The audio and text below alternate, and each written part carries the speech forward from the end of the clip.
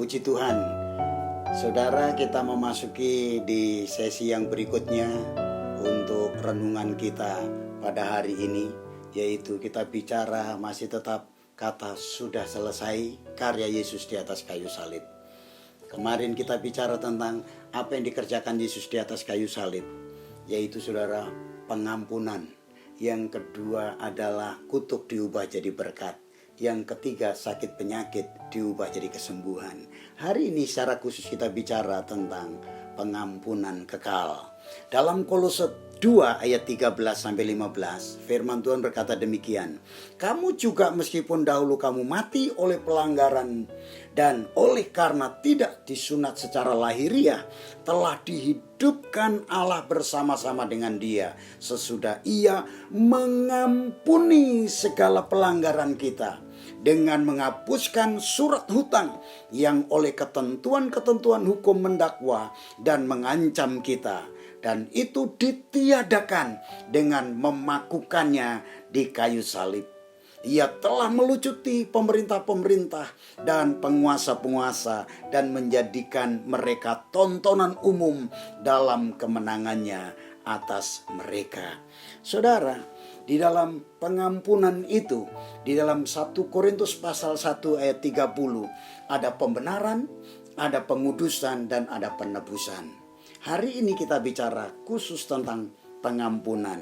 Nah, bicara tentang pengampunan, yang pertama, Yesus mengampuni artinya sama seperti orang yang tidak menuntut orang lain dari kesalahan orang itu, dan bahkan untuk tidak membayar hutang sama sekali.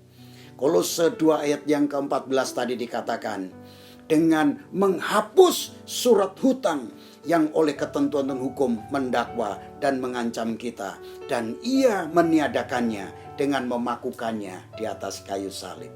Hutang dosa saudara telah lunas. Artinya apa, saudara?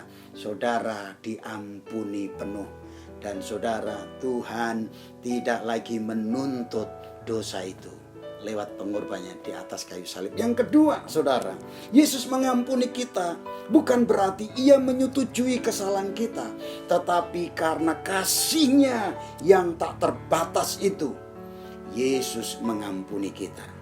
Dalam Roma pasal 3:23, karena semua orang telah berbuat dosa dan telah kehilangan kemuliaan Allah, dan oleh kasih karunia telah dibenarkan dengan cuma-cuma karena penebusan dalam Kristus.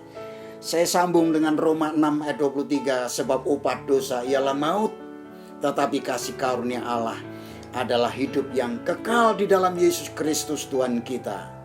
Saudaraku yang dikasihi oleh Tuhan, Yesus mengampuni bukan berarti Yesus tidak, saudara, menyetujui kesalahan kita, tetapi Yesus mengampuni karena Yesus sayang saudara dan saya. Yang ketiga, Yesus mengampuni dan menganggap kesalahan itu tidak pernah terjadi. Yesaya 43 ayat yang ke-25.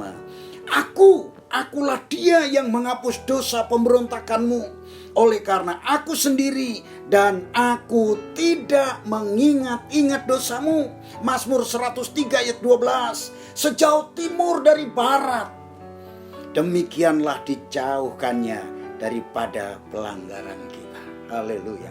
Luar biasa.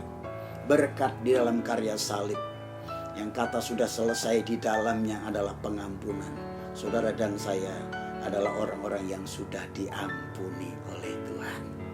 Itulah sebabnya saya mendorong saudara untuk tetap saudara berharap kepada Dia, menyandarkan hidup ini kepadanya, dan saudara jangan tertuduh lagi ketika saudara berbuat dosa, minta ampun sama Tuhan, karena Tuhan penuh pengampun dalam hidup ini. Tuhan Yesus memberkati kita.